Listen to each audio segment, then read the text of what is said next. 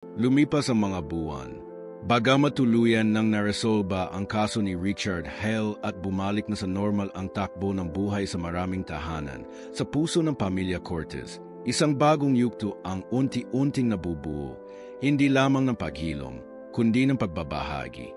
Si Emilia ay nagsimulang dumalo sa mga therapy sessions, hindi bilang pasyente, kundi bilang bahagi ng programa. Si Retz, nang gayon ay itinuturing na senior therapy dog, ay laging nasa tabi niya. Hindi sila hiwalay. Sa bawat pagkakataon na may bagong batang dumaan sa trauma, si Emilia at si Retz ang unang sasalubong. Wala silang maraming sinasabi, pero sapat na ang kanilang presensya upang may paramdam. Naiintindihan ka namin. Minsan, may isang batang babae na dumating sa center. Walang imik, halos hindi umiyak, tila ba nawalan ng pakiramdam. Si Emilia ay tahimik lamang na lumapit, himawak sa kamay ng bata, at ipinahawak dito ang leeg ni Retz. Makalipas ang ilang minuto, ang bata ay napayakap sa aso. At sa sandaling iyon, walang nagsalita. Pero ramdam ng lahat na may nabuksan, isang pintuan ng tiwala. Sa tahanan ng Cortez, muling nabuhay ang mga dating ritual. Tuwing gabi, may kwento bago matulog. Si Sarah ang madalas magbasa, ngunit sa ilang gabi, si Emilia na mismo ang nagkukuwento. Minsan, tungkol sa mga batang naliligaw na natagpuan ng isang matalinong aso. Minsan, tungkol sa mga aso may pakpak na lumilipad para iligtas ang kanilang kaibigan. At palagi may isang karakter na hindi nawawala. Isang German Shepherd na ang pangalan ay Retzo, isang halatang bersyon ni Retz na may kaunting dagdag na mahika sa kwento. Hindi na katulad ng dati si Emilia. Mas tahimik pa rin siya kaysa sa ibang bata, ngunit ang kanyang presensya ay mas buo, mas sigurado. Hindi na siya sumisigaw upang marinig. Hindi na rin siya tahimik dahil sa takot. Tahimik siya dahil alam niya kung kailan dapat magsalita at kailan sapat na ang pagdama. Isang araw, habang naglalakad sila ni Sarah sa parke kasama si Retz, nilapitan sila ng isang ginang. "Kayo po ba si Emilia Cortez?" Tanong nito. "May halong kaba at paggalang." Tumango si Sarah. "Opo." "Bakit po?" Ngumiti ang ginang, sabay pakita ng maliit na aklat na hawak-hawak niya, isang picture book. Sa pabalat nito, makikita ang isang bata at isang malaking aso, magkakbay sa ilalim ng buwan. Ang pamagat, ang lihim na senyas. "Ako po ang illustrator," sabi ng babae, "at gusto ko lang pong personal na magpasalamat. Hindi ko po maintindihan kung bakit, pero habang ginuguhit ko po ito, parang may boses na umaakay sa kamay ko. Ang boses na Emilia." Tahimik si Sarah. Hindi niya alam kung anong sasabihin. Si Emilia, sa tabi niya, ay nakangiti lang, habang si Retz ay tila nagpose pa sa tabi ng ginang na may hawak ng libro. "Pwede ko po bang ipa-autograph?" Tanong ng babae, sabay abot ng lapis. Napatingin si Emilia kay Sarah. "Ikaw ang bahala, anak," ani nito. Kinuha ni Emilia ang lapis at sa unang pagkakataon, isinulat niya ang kanyang pangalan, mabagal, medyo tabingi, pero buong-buo. Emilia C. Kasunod nito, iginiit niya, "Lagyan natin ng paw print si Retz." Tumawa ang ginang habang inilapit ang pahina kay Retz. At sa isang malambing na utos ni Emilia, marahang inilapag ni Retz ang kanyang paa sa pepel. Isang bakas, tanda ng isang tahimik na bayani. Habang sila'y pauwi, magkahawak ang kamay ni Sarah at Emilia. Sa kanilang tabi, si Retz ay tumatakbo-takbo, tila ba walang pakialam sa katotohanang isang inspirasyon na siya para sa napakaraming tao. "Mommy," tanong ni Emilia, "akala mo ba magiging ganito tayo dati?" Nag-isip si Sarah ng ilang segundo bago sumagot. "Hindi, anak. Pero hindi rin ako tumigil sa pag-asang darating ang araw na magiging mas magaan ang lahat." "Masaya ka ba ngayon?" "Masayang masaya. Lalo na kasama kita." Ngumiti si Emilia, sabay sabing, "Kasama rin natin si Retz, Mome. Hindi lang siya aso. Siya ang paalala na kahit kailan, hindi tayo nag-iisa." At sa dulo ng araw na iyon, sa paglubog ng araw at sa tunog ng hangin na humahaplos sa mga dahon, may isang batang babae, isang ina, at isang aso na tahimik na naglakad pa uwi. Bit-bit ang kwento ng lakas, ng koneksyon, at ng pag-asa. Sa mga araw matapos ang hato, dahan-dahang bumalik ang katahimikan sa tahanan ng pamilya Cortez. Ngunit ang katahimikang ito ay hindi na tulad ng dati, hindi na ito puno ng tensyon, takot, at luha. Sa halip, isa na itong uri ng katahimikan na tila nagpapagaling, isang pahingang kay tagal inasam. Ngunit ang katahimikan ni Emilia ay nanatili. Hindi pa rin siya palasalita. Tuwing tatanungin siya ng kanyang mga magulang, isang tango lang, isang iling, o paminsan-minsang yakap kay Retz ang kanyang sagot. Pero kahit walang salita, ramdam nila na unti-unti siyang bumabalik. Isang gabi, habang nakaupo sa sahig ng kanilang sala, nakayuko si Emilia sa kanyang sketchpad. Tahimik na gumuguhit gamit ang kanyang mga paboritong Crayola. Sa kanyang tabi, si Retz ay nakahiga. Ang buntot ay marahang gumagalaw habang pinagmamasdan ang kanyang batang kasama. Ang iginuhit ni Emilia ay hindi basta-bastang larawan. Isa itong eksena mula sa kanyang alaala, ang silid ng hukuman. Siya, si Retz, si Hale, at ang hukom. Ngunit ang pagkakaguhit ay malinaw na nagpapakita ng lakas. Ang maliit na batang babae ay matatag na nakatayo sa witness stand. Si Retz sa kanyang tabi, habang ang akusado ay lumilit sa gilid ng imehe. Nakita ito ni Sarah at hindi niya napigilang mapaluha. Sa wakas, lumalabas ang kwento ng kanyang anak, hindi sa salita, kundi sa kulay, sa linya, sa anyo. Kinabukasan, inimbitahan si Sarah at Emilia sa isang espesyal na pagpupulong sa bayan. Layunin nitong parangalan ang mga tumulong sa kaso ni Richard Hall, ang mga opisyal, mga investigador, at ang mga nakaligtas. Si Agent James Montero, bagamat bihasa na sa mga kaso ng child abduction, ay tila hindi pa rin lubos makapaniwala sa bilis ng takbo ng pangyayari. Sa loob ng 2 dekada ako sa serbisyo, anya sa kanyang talumpati, ngayon lang ako nakakita ng ganitong klaseng connection, isang therapy dog at isang batang walang boses, ngunit may kapangyarihang bumago ng kaso. Nang tawagin si Emilia sa entablado, hawak-hawak niya ang tali ni Retz. Tahimik siya, ngunit ang presensya nila ay nagsalita para sa kanila. Tumayo ang buong bulwagan, sabay-sabay na pumalakpak. Walang sigawan, walang palakpak na magulo, isang marahang, sabay-sabay na pagbibigay galang sa batang babae at sa asong tapat na tumindig sa gitna ng kadiliman. Binigyan si Retz ng isang medalya ng kabayanihan, isang simpleng bilog na may ukit na tagapagtanggol ng katahimikan. At habang isinasabit ito sa kanyang lig, si Retz ay tahimik na umupo, tila ba naunawaan ang bigat ng seremonyang iyon. Pagkatapos ng seremonya, lumapit ang isang batang lalaki sa kanila, hawak ang kamay ng kanyang ina. Emilia, anya, salamat. Dahil sa iyo, pinayagan ako makaroon ng therapy dog din. Nagkatinginan sina Sarah at ang ina ng bata, parehong napangiti. Gumiti si Emilia, isang tunay, mahina, ngunit po ng damdaming ngiti. Hindi na niya kailangang magsalita. Sa pagkakataong iyon, sapat na ang kanyang mga meta at ang paghaplos niya sa balahibo ni Retz. Sa sumunod na linggo, naging panauhing pandangal sina Emilia at Retz sa ilang paaralan sa kanilang lalawigan. Hindi para bigyang diin ang takot o ang karahasan, kundi para ipakita kung paano ang pag-unawa, tiyaga, at koneksyon ay maaaring maging sandata laban sa sakit.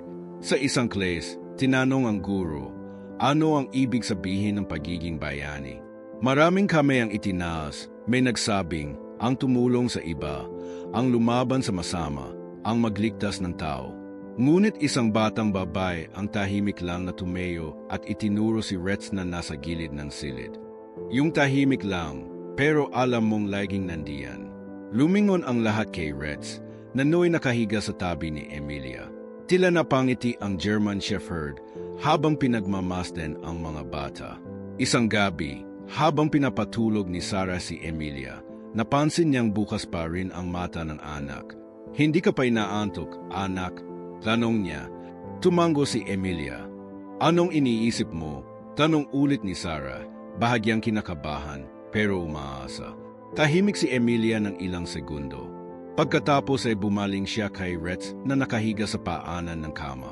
At sa isang tinig na halos hindi niya na namalayan, mahina ngunit malinaw ay sinabi niya, "Si Retz, ang bayani ko." Napaluha si Sarah.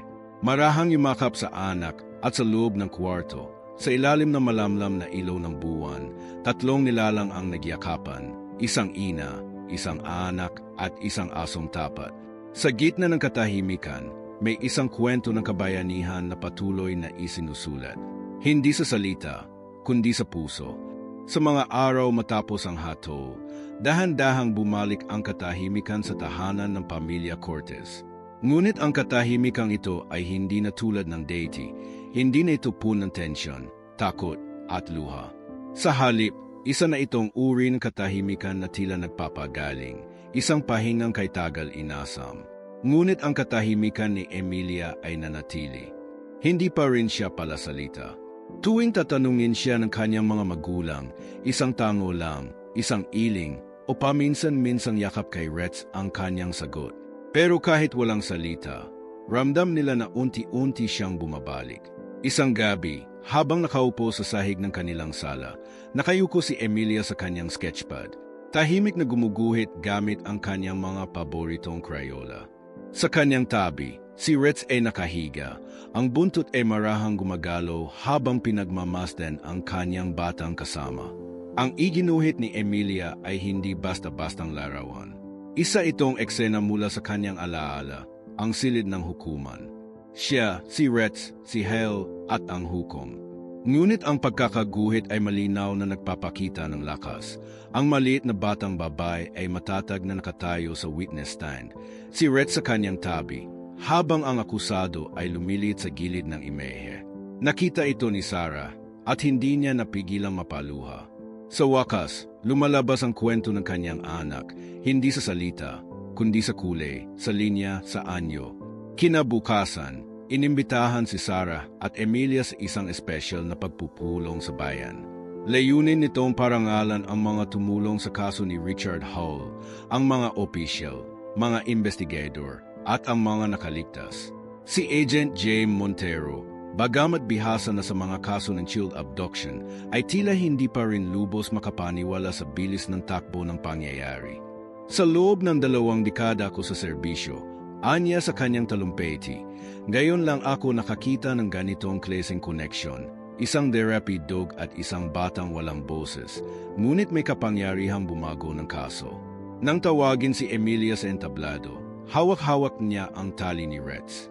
Tahimik siya, ngunit ang presensya nila ay nagsalita para sa kanila. Tumayo ang buong bulwagan, sabay-sabay na pumalakpak. Walang sigawan, walang palakpak na magulo, isang marahang, sabay-sabay na pagbibigay galang sa batang babae at sa asong tapat na tumindig sa gitna ng kadiliman. Binigyan si Retz ng isang medalya ng kabayanihan, isang simpleng bilog na may ukit na tagapagtanggol ng katahimikan. At habang isinasabit ito sa kanyang lig, si Retz ay tahimik na umupo, tila ba naunawaan ang bigat ng seremonyang iyon. Pagkatapos ng seremonya, lumapit ang isang batang lalaki sa kanila, hawak ang kamay ng kanyang ina. Emilia, anya, salamat. Dahil sa iyo, pinayagan akong magkaroon ng therapy dog din. Nagkatinginan sina Sarah at ang ina ng bata, parehong napangiti. Ngumiti si Emilia. Isang tunay, mahina, ngunit po ng damdaming ngiti. Hindi na niya kailangang magsalita. Sa pagkakataong iyon, sapat na ang kanyang mga meta at ang paghaplos niya sa balahibo ni Retz. Sa sumunod na linggo, naging panauhing pandangal sina Emilia at Retz sa ilang paaralan sa kanilang lalawigan. Hindi para bigyang diin ang takot o ang karahasan, kundi para ipakita kung paano ang pag-unawa, tiyaga, at koneksyon ay maaaring maging sandata laban sa sakit. Sa isang class, tinanong ang guro, ano ang ibig sabihin ng pagiging bayani? Maraming kamay ang itinaas, may nagsabing, ang tumulong sa iba, ang lumaban sa masama, ang magligtas ng tao. Ngunit isang batang babae ang tahimik lang na tumayo at itinuro si Retz na nasa gilid ng silid. Yung tahimik lang, pero alam mong laging nandiyan. Lumingon ang lahat kay Retz, na no'y nakahiga sa tabi ni Emilia. Tila napangiti ang German Shepherd habang pinagmamasdan ang mga bata. Isang gabi, habang pinapatulog ni Sarah si Emilia, napansin niyang bukas pa rin ang mata ng anak. "Hindi ka pa inaantok, anak?" tanong niya. Tumango si Emilia. "Anong iniisip mo?" tanong ulit ni Sarah, bahagyang kinakabahan pero umaasa. Tahimik si Emilia ng ilang segundo. Pagkatapos ay bumaling siya kay Retz na nakahiga sa paanan ng kama. At sa isang tinig na halos hindi niya na namalayan, mahinan ngunit malinaw ay sinabi niya, "Si Retz ang bayani ko." Napaluha si Sarah. Marahang yumakap sa anak at sa loob ng kwarto. Sa ilalim ng malamlam na ilaw ng buwan, tatlong nilalang ang nagyakapan, isang ina, isang anak at isang asong tapat. Sa gitna ng katahimikan, may isang kwento ng kabayanihan na patuloy na isinusulat. Hindi sa salita, kundi sa puso. Ang 7 salitang iyon ay tila bomba na sumabog sa loob ng silid ng hukuman. Ang bawat mata ay lumingon kay Richard Hale, ang lalaking tahimik mula pa noong simula. Tila ba hindi tinatabla ng takot, ay ngayon tila isa ng nilalang na unti-unting nadudurog. Ang kanyang mga kamay ay nanginginig habang hawak ang gilid ng mesa, at ang kanyang boses, bagamat mahinang-mahina, ay nagdala ng bigat na hindi kayang itago. "Guilty." Napatingin si Hukom Marco Serrano. Ang kanyang mukha ay hindi nagpakita ng emosyon, ngunit sa loob niya ay umalimpuyo ang damdaming pinaghalong gulat, paniniwala at pagkumpirma. "Hale," mariin niyang tanong, "kinukumpirma mo ba na inaamin mong ikaw ay may sala sa lahat ng paratang na inihain laban sa iyo?" Tumango si Hall at sa mas malinaw na tinig, muling sumagot, "Kinukumpirma ko, kagalang-galang na hukom." Walang kahit anong salita ang makakatumba sa bigat ng sandaling iyon. Ang mga pamilya ng mga nawawalang bata na naroon upang saksihan ang hato ay napaluha. Ilang ina ang napayakap sa mga litreto ng kanilang mga anak. Si Emma Serrano, na kamakailan lang ay nailigtas mula sa impyernong kinalalagyan niya, ay tahimik na nakaupo sa isang sulok. Hawak-hawak ang laruan niyang boni, maruming-marumi na, pero buo pa rin. Sa kabilang bahagi ng silid, si Emilia Cortez ay naroon pa rin sa kanyang upuan. Si Retz ay nakahimlay sa tabi niya. Hindi siya nagsalita, hindi siya ngumiti, ngunit ang kanyang mga meta, tila unti-unti may liwanag na bumabalik. Arabang sa wakas, isang bahagi ng kanyang pagkatao na nawala ay dahan-dahang muling bumabangon. Muling tumunog ang martilyo ng hukom. Ang hatol ng hukuman, habang buhay na pagkakakulong para kay Richard Hale nang walang posibilidad ng paro. Ang mga salitang iyon ay hindi lang basta hato, isa silang pagleya, hindi lamang para sa mga biktima, kundi para sa mga pamilya, para sa komunidad at higit sa lahat, para kay Emilia. Sa mga sumunod na araw, tahimik ang tahanan ng pamilya Cortez. Ngunit ang katahimikan ngayon ay hindi tulad ng dati. Hindi ito katahimikan ng takot, kundi ng pagilong. Si Emilia ay hindi pa rin madaldal, ngunit nagsimula na siyang gumuhit muli. Sa bawat pahina ng kanyang sketchpad ay may kwento. Isang batang babae at isang malaking German Shepherd na magkasamang nakatayo sa harap ng anino, magkakbay, matatag. Isang gabi, habang si Emilia ay nasa kanyang kwarto, lumapit si Retz at tahimik na humiga sa tabi ng kanyang kama. Sa dilim ng kwarto, tanging lamlam ng buwan ang nagsilbing ilaw. Marahan, si Emilia ay yumuko, hinaplos ang mukha ni Retz, at sa mahinang tinig, halos parang bulong, sinabi niya, "Salamat, Retz." Mula sa labas ng pintuan, si Sarah at David ay tahimik na nakatayo, pinagmamasdan ang tagpo. Si Sarah ay napaluha, habang si David ay marahang humawak sa kanyang balikat. "Bumabalik na ang anak natin," bulong ni Sarah. "Unti-unti," sagot ni David. At lahat yun dahil sa kanya. Hindi nagtagal, naging balita ang kwento nina Emilia at Retz. Isa itong kwento ng pag-asa, ng katapangan, ng koneksyon sa pagitan ng isang bata at isang hayop na pareho ring nasaktan ng mundo. Ginawan ito ng dokumentaryo, tinampok sa mga paaralan, ginamit na halimbawa sa mga seminar para sa trauma recovery. Maraming batang gaya ni Emilia ang nabigyan ng therapy dog. Maraming pamilya ang muling nagkaroon ng pag-asa. Ngunit higit sa lahat, maraming tao ang naalala ang isang bagay na madalas nating nakakalimutan, na minsan, hindi kailangan ng salita para marinig ang katotohanan. Minsan, sapat na ang isang ungol ng isang aso. Sapat na ang isang tahimik na haplos.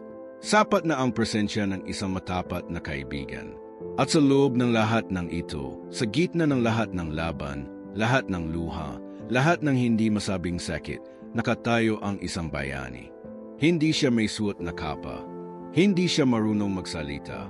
Ngunit naroon siya sa bawat hakbang. Si Rex, ang asong nagligtas hindi lang ng isang bata, kundi na isang buong kwento na muntik nang hindi marinig. Sa muling pagbubukas ng paglilitis, muling naupo si Emilia sa witness stand. Si Rex nasa paanan niya, alerto, hindi gumagalaw, ngunit bawat kalamnan ay handang kumilos. Sa silid ng hukuman, napalitan ng tensyon ang katahimikan. Walang ingay, pero bawat tao ay tila humihinga ng sabay, nag-aabang. Sa gitna ng silid, si Richard Hale ay tila malamig pa rin ang anyo. Ngunit ang kanyang mga daliri ay marahang kumakabog sa ibabaw ng mesa, isang tanda ng pagkabalisa. Emilia, sabi ni Prosecutor Jimena Colado, ang kanyang boses ay banayad na parang alon sa gabi. Naalala mo ba kung sino ang nasa bakuran ninyo noong araw na iyon? Hindi tumingin si Emilia. Hindi rin siya sumagot. Ngunit marahan niyang inangat ang kanyang kamay. Isang maliit na galaw. Isang senyas. At muli, 3 patak ng daliri. Bumangon si Rex. Itinaas ang ulo. Ang kanyang mga tenga ay sumayad sa hangin at isang malalim, makapangyarihang ungol ang lumabas mula sa kanyang dibdib. Hindi ito simpleng taho. Isa itong pahayag. Ang reaksyon ni Hal ay bahagyang pagkurap, isang mabilis na pagbabago sa kanyang postura. Ngunit sapat iyon upang mapansin ng hukom. Objection, sigaw ng abogado ni Hal, si Ati. Miguel Graves. Hindi ito ebidensya. Isa lamang itong eksena. Ngunit ang hukom, si Serrano, ay hindi umiimik. Nakatingin siya kay Rex, pagkatapos ay kay Emilia. May pinipilit siyang intindihin. MS Colado, aniya, ang asong ito, may pagkakataon na ba siyang makasalamuha si Emar Hal noon pa? Sandaling nag-alinlangan si Jimena. Sa pagkakaalam po namin, wala. Hindi po. Ang mga mata ng hukom ay muling bumaling kay Hal. Gino, nakita mo na ba ang asong ito bago ang paglilitis? Sa unang pagkakataon, ang mukha ni Richard Hale ay hindi nakasing tibay ng deity. Ang kanyang mga mata ay umikot. Ang kanyang mga palad ay tila pinagpapawisan. Hindi ko alam, anya halos pabulong. Ngunit sa gilid ng silid, isang miyembro ng prosecution team ang biglang tumayo at lumabas ng silid. Nagtinginan ang lahat. Your Honor, sabi ni Jimena, humihiling po kami ng maikling recess. May mahalaga kaming sinusuri. Tahimik na tumango ang hukom. 15 minuto. At habang nag-alisan ang mga tao sa silid, hindi may kakaila, may kilala si Rex. At may nakaraan si Hal. Sa loob ng courtroom records room, isang lumang case file ang muling binuksan. 6 na buwan na ang nakalipas, isang batang babae na nawawala pa rin. Emma Serrano, 8 taong gulang, nawawala sa Hilagang Lalawigan. Wala pang nakikitang connection kay Hal noon. Ngunit sa loob ng ilang oras, nakumpleto ang forensic match. Isang sample ng lupa mula sa van ni Hal ay tumugma sa isang desyertong lokasyon sa kabundukan. Isang abandonadong kubo. Agad na nagtungo ang mga pulis, kasama si Rex. Sa paglapit nila sa kubo, biglang nagbago ang kilos ni Rex. Ang kanyang katawan ay nanigas. Ang kanyang buntot ay nakataas. Tahimik siyang naglakad, ikot-ikot sa paligid ng pinto, umuungol. May naamoy siya, ani ni Agent Montero. May dapat tayong makita sa loob. Maingat silang pumasok. Walang masyadong gamit, isang mesa, hutson, basyong lata ng pagkain. Ngunit sa likod ng kubo, may bahagi ng sahig na tila may ibang tunog kapag tinatapik. Hinawi nila ang tabla. Isang hagdang pababa. Sa ilalim ng kubo, isang silid. Madilim, mabaho. At sa pinakadulong sulok, may isang bata, buhay, ngunit pagod at may tanikala sa paa. Emma, sigaw ng isa sa mga opisyal. Nang makita sila ng bata, lumuhang pabulong ang kanyang tinig. Tulungan niyo po ako. Sa pagbalik sa hukuman, kumalat ang balita. Si Emma Serrano ay natagpuan. Buhay. At may ebidensyang direktang nagtuturo kay Hull, mga bakas ng gulong ng kanyang sasakyan. Iyan ay sa tanikala. At higit sa lahat, isang buhay na saksi. Sa pagharap muli ni Jimena sa hukuman, binitbit niya ang bagong ebidensya. Your Honor, aniya, may bagong saksi kaming ihaharap, isang bata na personal na nakakakilala sa akusado. At may ebidensyang pisikal mula sa lugar kung saan siya natagpuan. Si Richard Hale, na dati tila hindi natitinag, ay ngayon ay nanginginig ang mga kamay. Tila nais tumayo, ngunit pinipigilan ng kanyang abogado. Muling tumahimik ang silid. Si Retz, na kanina patahimik sa tabi ni Emilia, ay muling bumangon. Ang kanyang mga mata ay matalim na nakatutok kay Hal. Isang hakbang. Isa pa, umunggol siyang muli. At sa tono ng unggol na iyon, alam ng lahat, hindi ito pagtatanghal. Ito ay pagkilala. Tumayo si Hal. Tumingin sa hukom. At sa boses na halos hindi marinig, sinabi niya, gusto kong baguhin ang aking plea. Sa unang sandali ng pagdampi ng palad ni Emilia sa makapal na balahibo ni Retz, may nabago, hindi lang sa bata, kundi sa buong silid, para bang huminto ang oras. Ang dating malamig at tahimik na presensya ng bata ay tila unti-unting nabubuhay. Si Sarah, ang kanyang ina, ay napaubo na marahang hikbi. Sa unang pagkakataon mula nang mangyari ang insidente, ang kanyang anak ay kusang lumapit, hindi sa isang tao, kundi sa isang hayop na tila ba naunawaan siya higit pa sa sino mang nakapaligid sa kanya. Mahusay, anak. Mahina niyang bulong habang pinagmamasdan ang maliit na kamay ni Emilia na humahaplo sa tagiliran ni Retz, eksakto kung saan naroon ang kanyang pilat. Lumapit si Yar Laura Benitez, ang tagapangalaga ni Retz. Napangiti siya at marahang sinabi, si Retz, hindi lang siya isang aso. Marunong siyang makinig kahit sa katahimikan. Mula noong araw na iyon, hindi na sila mapaghiwalay. Sa bawat therapy session, sa bawat tahimik na sandali sa bahay, naroon si Retz, nakaupo, nakahiga, o simpleng nakamasid. Hindi kailangan ng salita. Sa gabi, kapag binabangungot si Emilia at napapabalikwas ng gising na walang ingay, kundi mabilis na hininga, si Retz ay tahimik na sumasampa sa kama at inilalapit ang katawan sa kanya. Ang kanyang mahinahong tibok ng puso ang nagsilbing lulebi sa batang minsang inagawan ng boses ng takot. Pagkalipas ng ilang linggo, unti-unting bumalik si Emilia sa kanyang mga dating hilig. Muling kinuha ang kanyang mga Crayola. Muling gumuhit. Ngunit sa bawat pahina ay isa ang tema, isang batang babae at isang malaking aso, magkasamang lumalaban sa mga aninong hugis tao sa background. Isang araw habang pinapanood niya si Retz na gumagawa ng simpleng trick, napabulong siya. Good boy. Napalingon si Sarah, akala'y guni-guni lamang. Ngunit nakita niya ang anak, nakatitig kay Retz, bahagyang nakangiti, na para bang siya rin ay nagulat sa sariling sinabi. Naluha si Sarah. Hindi iyon isang malaking pangungusap, pero sapat na iyon. Sabi ni Laura habang marahang hinahaplos ang braso ni Sarah. Ang tiwala ay unang hakbang. Bago bumalik ang boses, kailangan muna niyang maramdaman na ligtas siya. At kay Retz, nahanap niya iyon. Habang patuloy ang therapy ni Emilia, abala rin ang investigasyon ni Agent Montero. Wala silang sapat na ebidensya laban kay Richard Hull, ngunit nananatiling kahina-hinala ang bawat detalye. Muli niyang kinausap si Martha Jimenez, ang matandang nurse na nakasaksi sa insidente. Sigurado ka ba sa plaka? YKZ, mariin niyang sagot. Hindi ko makakalimutan yan. Dahil ang una kong iniisip. Yan din ang unang 3 letra ng dating license plate ng asawa kong yumaong sundalo. Montero tumango. Detalye. Laging nagsisimula sa detalye. Ngunit kahit anong pagsisiyasat, wala pa ring direktang connection kay Hal. Ang sasakyan ay hindi na rehistro sa kanya at walang iyan ay match sa sinuman sa mga nawawalang bata. Kung may makakapagpatunay sa kanya, bulong ni Montero, bata lang yon, pero hindi nagsasalita. At doon na pumasok ang idea. Kung hindi natin siya mapagsalita, sabi ng isang therapist, baka pwedeng gumawa ng sistema ng senyas. Binuo nila ang isang simpleng sistema ng komunikasyon gamit ang mga galaw ng kamay.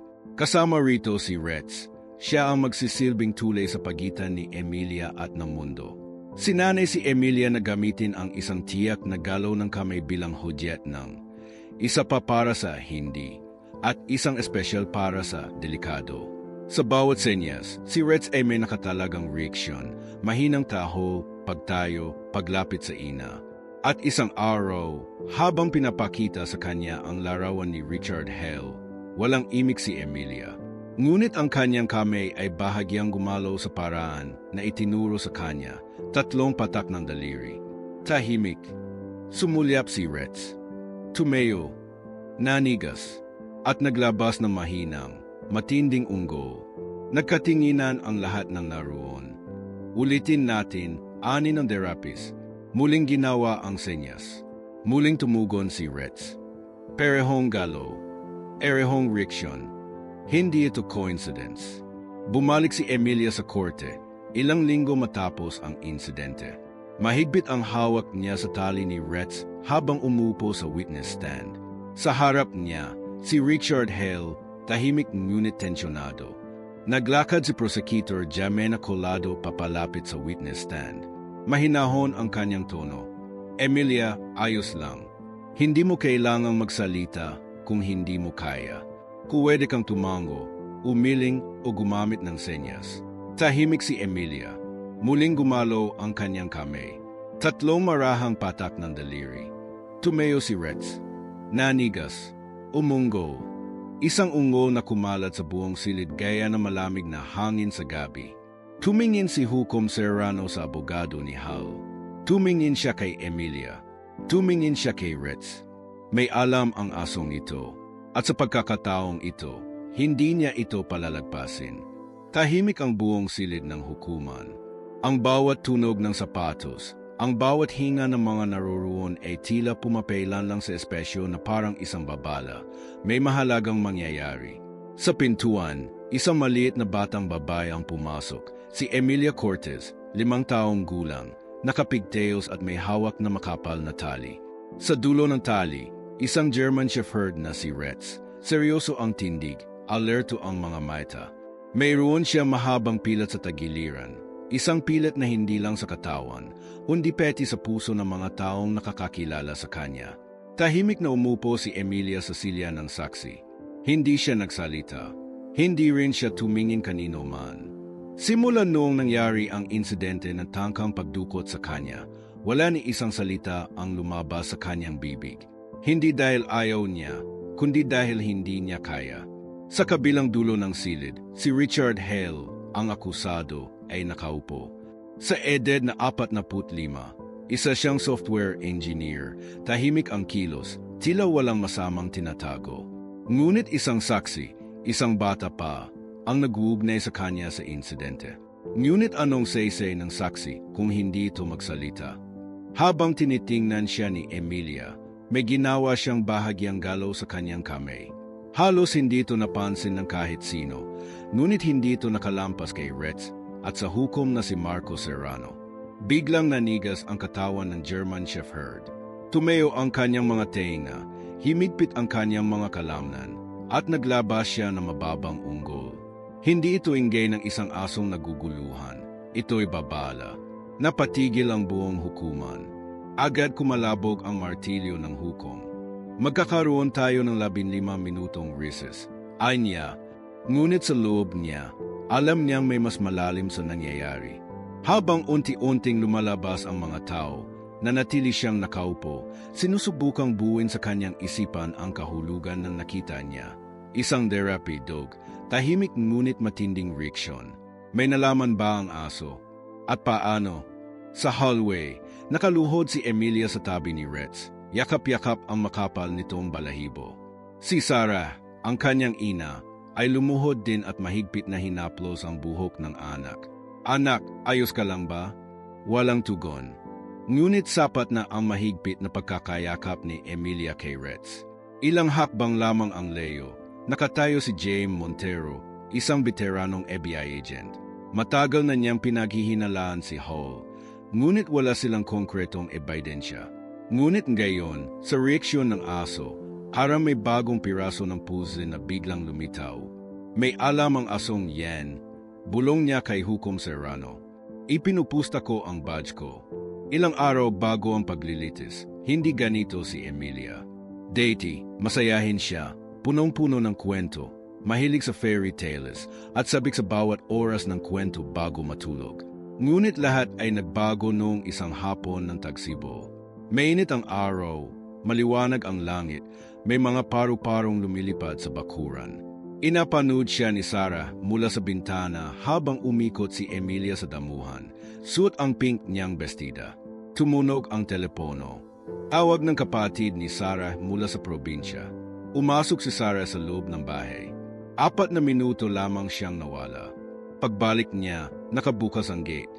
Nanlamig siya. Sa gilid ng kalsada, may itim na van. At sa tabi ni Emilia, may lalaking nakaluhod. May ngiti ito, ngunit may kung anong kakaiba sa kilos. May mga tuta ako sa van, 6 ng lalaki. Mga espesyal, gusto mong makita, hindi na naghintay si Sarah. Emilia, sigaw niya. Napalingon ang lalaki. Biglang nag-iba ang itsura. Hinawakan niya si Emilia sa braso. Ngunit hindi gumalaw ang bata. Hindi siya nagsalita, hindi siya lumaban. Parang natigilan ang kanyang katawan sa takot. Sa kabilang kalye, isang matandang babae, si Martha Jimenez, ay nakakita sa eksena. Hoy, layuan mo ang bata, sigaw niya. Napatigil ang lalaki. Sa sandaling iyon, nakawala si Emilia at tumakbo patungo sa kanyang ina. Umalingaw-ngaw ang makina ng van. Sa isang iglap, naglaho ito. Yumakap si Sarah kay Emilia. Nanginginig ang katawan ng anak. Ngunit ni isang luha, ni isang salita ay hindi lumabas. Dumating agad ang mga autoridad. Inangunahan ni Agent Montero ang kaso. 4 na batang babae ang nawala sa nakaraang 18 buwan. Lahat ay nilapitan ng lalaki sa harap ng kanilang bahay. May alok ng tuta. Pareho ang pattern. Ngunit may problema. Hindi nagsasalita si Emilia. Kahit anong tanong, kahit anong paglalambing, hindi siya tumutugon. Selective mutism, sabi ng child psychologist. Trauma-based. Ang tanging ebidensya, ang patlang sa plaka ng van, YKZ, na naalala ni Martha. Ngunit taano kung hindi nila kailangan ng salita mula kay Emilia, kundi isang paraan para makipag-usap ng hindi nagsasalita. Walang nakatulong. Hindi ang mga kwento, hindi ang stuffed bunny, hindi ang paboritong pagkain. Tuluyan nang lumayo si Emilia sa mundo. Isang gabi, sa gitna ng katahimikan, iminungkahi ng therapist, subukan natin ang therapy dog. Si Retz. Isang dating case siyam na retirado na dahil sa isang sugat sa operasyon ng pagligtas sa isang batang bihag. Matagal na siyang isinama sa listahan ng mga aso para sa euthanasia.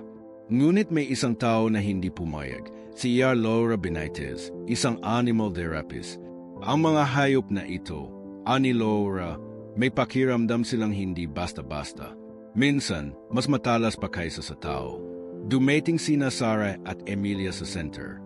Tahimik lang ang bata, nakasilip mula sa likod ng balikat ng ina. Sa kabilang dulo ng silid, tahimik na nakaupo si Retz. Hindi siya lumapit, hindi siya tumaho. Tahimik lang siyang naghintay. Si Retz, ani Laura, hindi siya lalapit hanggat hindi mo siya tinatawag. Kung gusto mo makipagkilala, abutin mo lang ang kamay mo. Tahimik si Emilia. Walang kilos. Ilang minuto. Hanggang sa dahan-dahan, iniabot niya ang kanyang maliit na kamay. Lumapit si Retz, hakbang-hakbang. Huminto sa harap niya. At sa unang pagkakataon simula ng insidente, hinaplos ni Emilia ang isang nilalang. Isang taon na ang lumipas mula ng hatulan si Richard Hall. Sa mata ng batas, tapos na ang kaso. Ngunit sa puso ng mga taong nasangkot, lalo na sa batang si Emilia Cortez. Ang kwento ay patuloy pa ring isinusulat, araw-araw. Hindi na siya ang batang ayaw magsalita. Siya na ngayon ang batang, kahit hindi pala salita, ay kaya makipag-usap gamit ang meta, ngiti, at higit sa lahat, tiwala. Si Retz, bagamat medyo mabagal na ang hakbang, ay nananatiling alerto at tapat. Ang pilat sa kanyang tagiliran ay hindi na lamang sugat, isa na itong medalya ng karanasan, ng kabayanihan. Tuwing umaga, magkasama silang tatlo, si Emilia, si Sarah, at si Retz, na naglalakad papunta sa community center kung saan ginaganap ang mga storytelling sessions para sa mga batang may pinagdaan ng trauma. Ngunit isang araw, isang idea ang naisip ni Emilia. Habang nasa harap ng mga bata, tumayo siya.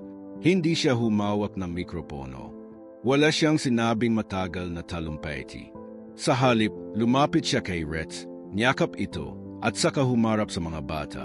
Alam ko kung gaano kahirap magsalita. Ay niya, alam ko rin kung gaano kabigat ang takot. Pero minsan, hindi mo kailangang sumigaw para marinig. Minsan, kailangan mo lang ng isang kaibigan na hindi aalis kahit kailan. Tahimik ang mga bata. May ilan na napayo ko, may ilan na napaluha.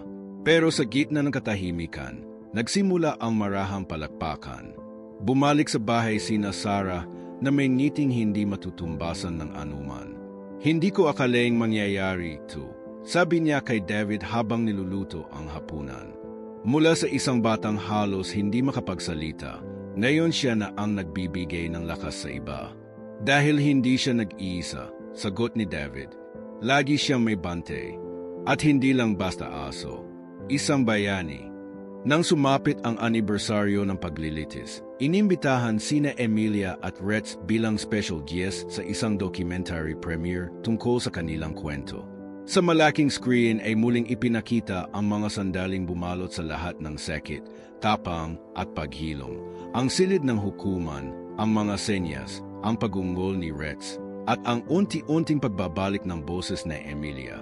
Pagkatapos ng palabas, tinanong ng host si Emilia, kung may mensahe kang gustong ibigay sa mga batang katulad mo noon, ano ito? Tahimik si Emilia.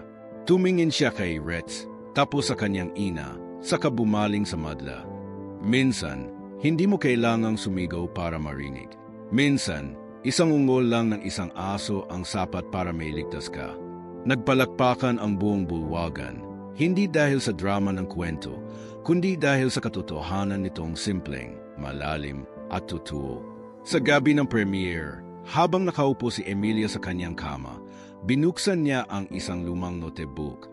Nandoon ang mga unang guhit niya, siya, si Retz, at ang aninong lalaki. Ngunit sa likod ng pahina, may isa siyang bagong guhit.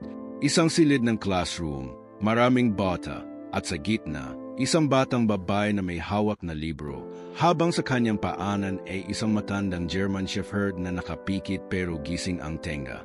Sumulat siya na maikli, ito ang susunod naming kwento. At sa katahimikan ng gabi, sa ilalim ng bituin, may batang natutulog ng may ngiti sa labi, may ina na tahimik na nagpapasalamat, at isang asong matatag na nakabante sa pintuan, hindi lang bilang alaga, kundi bilang bantay ng isang kwento ng katapangan, kabayanihan, at pag-asa. Hindi lahat ng bayani ay may kapa. Hindi lahat ng kwento ay kailangang isigaw.